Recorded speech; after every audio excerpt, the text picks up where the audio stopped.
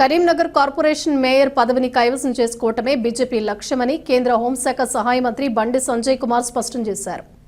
ఈసారి బీజేపీకి అనుకూల వాతావరణం ఉందని, కాంగ్రెస్ బీఆర్ఎస్ పార్టీల నుంచి పెద్ద ఎత్తున నేతలు బీజేపీలో చేరేందుకు సిద్ధంగా ఉన్నారని తెలిపారు.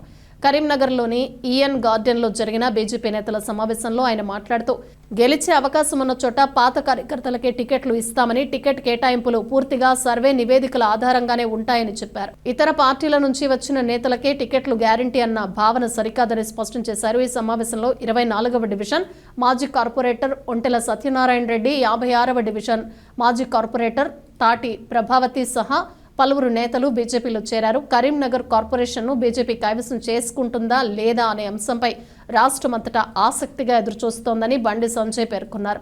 కలిసికట్టుగా పనిచేసి కార్పొరేషన్పై కాషాయ జెండా ఎగరేద్దామని కార్యకర్తలకు పిలుపునిచ్చారు.